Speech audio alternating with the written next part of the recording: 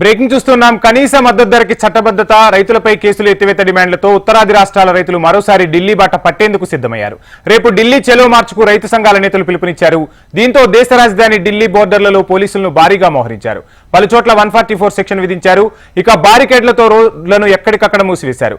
హర్యానాలోకి శంభు వద్ద రాష్ట్ర సరిహద్దును పోలీసులు మూసివేశారు. రోడ్డుపై కాంక్రీట్ బ్లాకులు, ఇసుక బస్తాలు, ముండ్ల కంచెలు, మేకులు ఏర్పాటు చేశారు.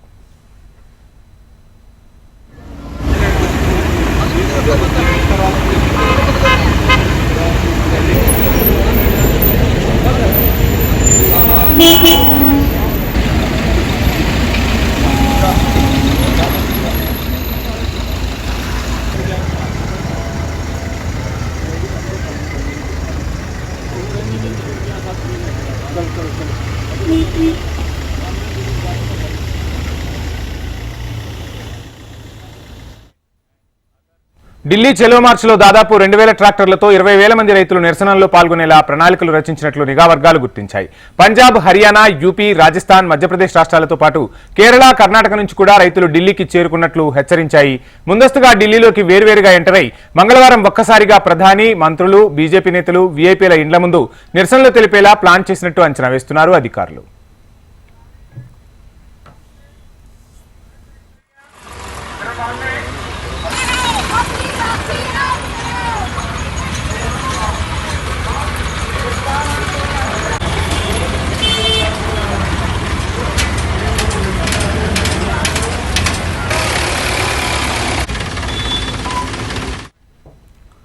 కనీస మద్దతు ధరకి చట్టబద్ధత, రైతులపై కేసులు ఎత్తివేత డిమాండ్లతో ఉత్తరాది రాష్ట్రాల రైతులు మరోసారి ఢిల్లీ బాట పట్టేందుకు సిద్ధమయ్యారు.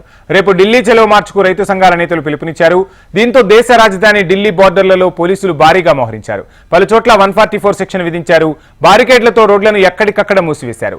హర్యానాలోని శంభు వద్ద రాష్ట్ర సరిహద్దును పోలీసులు మూసివేశారు.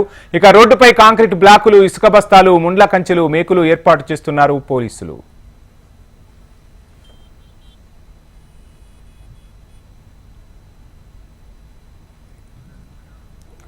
ఢిల్లీ చెలో మార్చ్లో దాదాపు 2000 ట్రాక్టర్లతో 20,000 మంది రైతులు నిరసనల్లో పాల్గొనేలా ప్రణాళికలు రచించినట్లు నిఘా వర్గాలు గుర్తించాయి.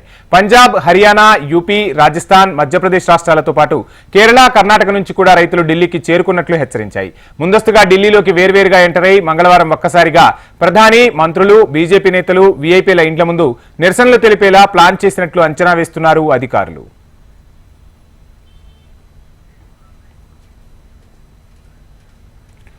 ఇక రైతుల ఆందోళనకు సంబంధించి మరిన్ని డీటెయిల్స్ మా ఢిల్లీ ప్రతినిధి శిరీష్ లైవ్ లో అందిస్తారు. శిరీష్, చూస్తున్నాం ఇంతకుముందు రైతుల ఉద్యమం ఒకసారి జరిగింది, మరలా రైతులు ఢిల్లీకి భారీగా చేరుకున్నట్టు తెలుస్తుంది. ఈ ఉద్యమం దేనికోసం చేస్తున్నారు? ప్రధానంగా పోలీసులు ఎక్కడికక్కడ బారికేడ్లు ఏర్పాటు చేస్తున్నట్టు తెలుస్తుంది. ఢిల్లీ బోర్డర్లో హై అలర్ట్ కొనసాగుతుందా? ప్రస్తుత పరిస్థితులు ఏంటి? వంశీయ, ప్రధానంగా 2 డిమాండ్లపైన రైతులు రేపు చలో ఢిల్లీ కార్యక్రమాన్ని చేపడుతున్నారు. ఒకటి, పంటలకు కనీస మద్దతు ధర ఇచ్చేలాగా పార్లమెంటులో బిల్లును ప్రవేశపెట్టి చట్టం చేయాలని చెప్పేసి కూడా గతంలోనే డిమాండ్ చేశారు. కానీ ఇప్పటివరకు కూడా కేంద్ర ప్రభుత్వం దానిపైన దృష్టి సారించలేదు. ఈ డిమాండ్ ఒకటి. అదేవిధంగా గతంలో రైతుల ఆందోళన సందర్భంగా రైతులు, రైతు సంఘాలపై పెట్టిన కేసులు ఏవైతే ఉన్నాయో ఆ కేసులన్నింటినీ కూడా ఉపసంహరించుకోవాలనేది వీళ్ళ యొక్క ప్రధాన డిమాండ్. ఈ 2 డిమాండ్ తోటి దాదాపు 200 రైతు సంఘాల నేతలు, 2,000 మంది, అంటే 200 రైతు సంఘాలకు సంబంధించి 2,000 మంది రైతులు దాదాపు 20,000 ట్రాక్టర్లతోటి బయలుదేరాలని చెప్పేసి కూడా నిర్ణయించినట్లుగా కూడా తెలుస్తోంది. దాదాపుగా దీనికి సంబంధించి హర్యానా ప్రభుత్వం మాత్రం ఒక సంచలనాత్మకమైన నిర్ణయం కూడా తీసుకోవడం జరిగింది.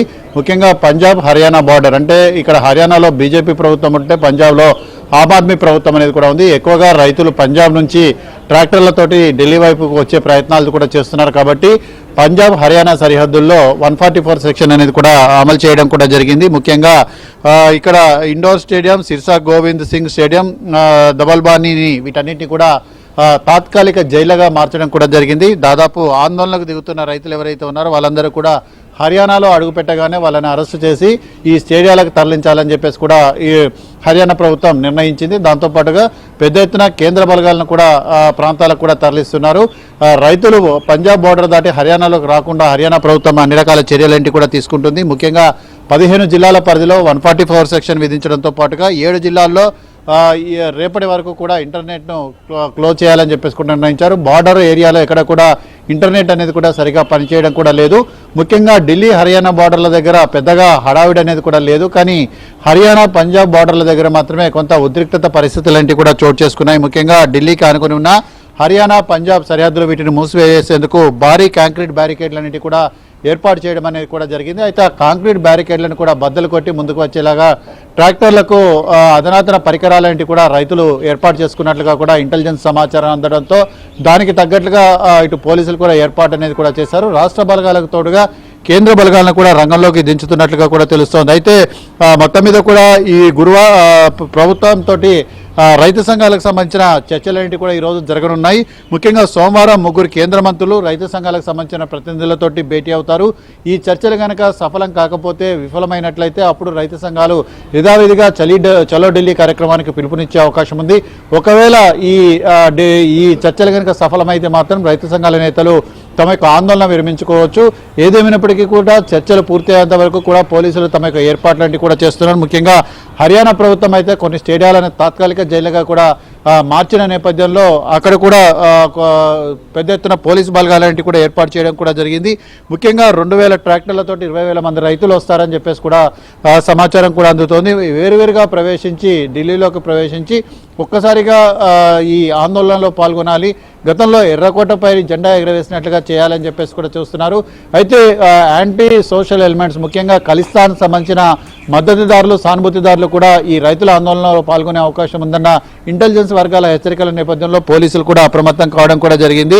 అయితే ముఖ్యంగా ఈ కనీస మద్దతు ధరకు చట్టబద్ధత అనేది కూడా రైతులు కోరుకుంటున్నారు కాబట్టి ఈ చట్టబద్ధత అనేది కూడా కల్పిస్తారా లేదా అనేది కూడా చూడాలి. హర్యానాలోని శంభు వద్ద రాష్ట్ర సరిహద్దును కూడా పోలీసులు మూసివేశారు. రోడ్లపైన కాంక్రీట్ బ్లాక్లు, అదేవిధంగా ఇసుక బస్తాలు, ముళ్ళ కంచెలతోటి ఏర్పాటు చేయడం జరిగింది. ముఖ్యంగా ఒక యుద్ధ వాతావరణాన్ని తలపించేలాగా ఈ హర్యానా పంజాబ్ బార్డర్ అయితే ఉంది. వంశీ, శిరీష్, లోక్సభ ఎన్నికలు సమీపిస్తున్నాయి, పార్లమెంటు బడ్జెట్ సమావేశాలు కూడా జరిగాయి. ఈ నేపథ్యంలో ప్రభుత్వం ఎటువంటి నిర్ణయం తీసుకునే అవకాశం ఉంది? అంటే ఇప్పుడు తీసుకునే నిర్ణయం ఖచ్చితంగా రేపు ఎలక్షన్స్ పై దేశవ్యాప్తంగా కూడా ప్రభావం చూపుతుంది. రైతులందరూ కూడా ఆసక్తిగా ఎదురు చూస్తున్నారు కేంద్రం ఎటువంటి నిర్ణయం తీసుకుంటుంది అని. దీనికి సంబంధించి ఈ రోజు ఒక రైతులకు సంబంధించి ఒక మంచి శుభవార్త వినే అవకాశాలు ఉన్నాయంటారా?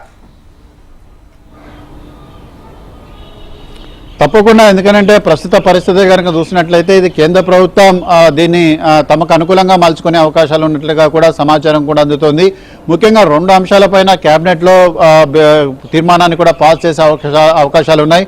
ఒకటి, రైతులకు కనీస మద్దతు ధర పేరుకు చట్టబద్ధత కల్పించేలాగా కేంద్ర కేబినెట్ తీర్మానాన్ని కూడా ఆమోదించవచ్చు. వచ్చే పార్లమెంటు సమావేశాల్లో దీన్ని బిల్లునుగా ప్రవేశపెట్టేందుకు కేంద్ర ప్రభుత్వం అంగీకరించే అవకాశాలు కూడా ఉన్నాయి. దాంతోపాటుగా రైతులపై నమోదు చేసిన కేసులు ఏవైతే ఉన్నాయో కేసులన్నింటినీ కూడా ఉపసంహరించుకొని రైతు సంఘాల నేతలందరినీ కూడా తమ వైపు తిప్పుకునే ప్రయత్నాన్ని కూడా కేంద్ర ప్రభుత్వం చేయొచ్చు అనేది కూడా మరొక సమాచారం. ఒకసారిగా ఉద్రిక్తత పరిస్థితులన్నీ కూడా తలెత్తిన నేపథ్యంలో ఆ ఉద్రిక్తత వాతావరణాన్ని అనుకూలంగా మలుచుకునే ప్రయత్నాన్ని కూడా కేంద్ర ప్రభుత్వం చేయొచ్చు. అందుకే 3 కేంద్ర మంత్రులు కూడా రంగంలోకి దిగుతున్నారు.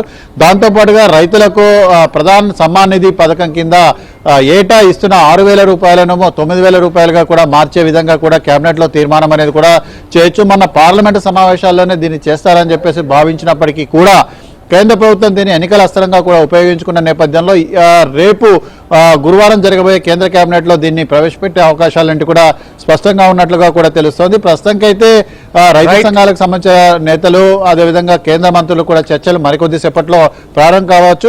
ఈ చర్చలన్నింటినీ కూడా సానుకూల ఫలితాలు ఇస్తాయని చెప్పేసి కూడా కేంద్ర ప్రభుత్వం ఆశాభావం వ్యక్తం చేస్తోంది. Vamshi, thank you Sirish.